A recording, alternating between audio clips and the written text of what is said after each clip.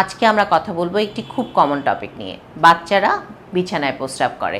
এই বিষয়টি নিয়ে কিন্তু প্রায় সময় আমাদের কাছে আমাদের বাবা মারা অথবা প্যারেন্টসরা আসেন, তারা আসলে জানতে চান যে এটা কোনো ধরনের প্রবলেম কিনা।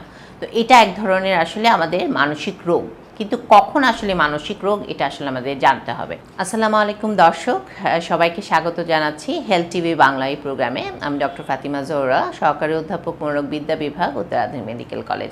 আজকে আমরা কথা বলবো একটি খুব কমন টপিক নিয়ে, বাচ্চারা বিছানায় প্রস্রাব করে।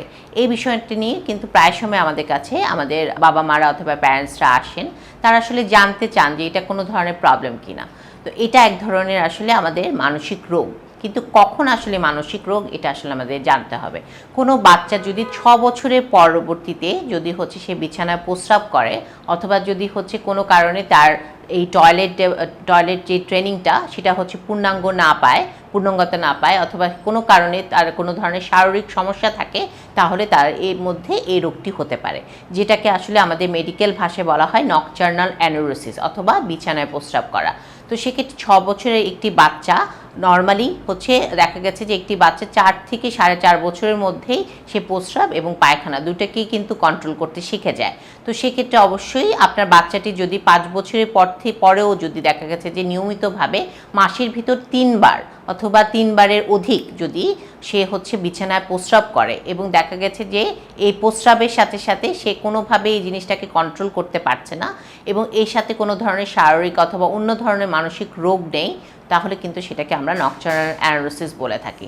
তো সেক্ষেত্রে হচ্ছে নকটার্নাল অ্যানোরেসিস এই রোগটিতে কিভাবে আসলে ট্রিটমেন্ট, এটা কি ট্রিটমেন্টের মাধ্যমে ভালো হয় কিনা?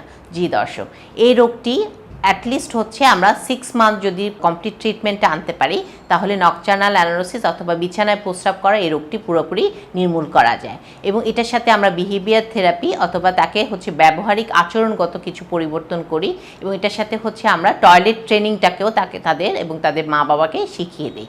তো সেক্ষেত্রে হচ্ছে এগুলোর মাধ্যমে একটি বাচ্চা পূর্ণাঙ্গভাবে কমপ্লিট নকটার্নাল অ্যানোরেসিস থেকে মুক্তি পেতে পারে।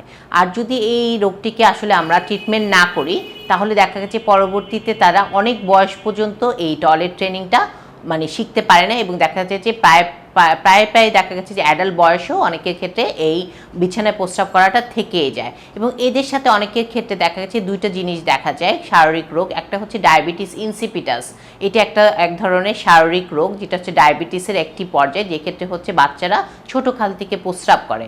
তো সেক্ষেত্রে একজন মনোরোগ বিশেষজ্ঞ এই রোগটাকে কিন্তু আপনাকে পৃথক করতে পারে। যদি আসলে এই রোগটি হয়, তাহলে কিন্তু আমরা সেই রোগগুলোকে ডায়াবেটোলজিস্ট অথবা এন্ডোক্রাইনোলজিস্টের কাছে রেফার করি।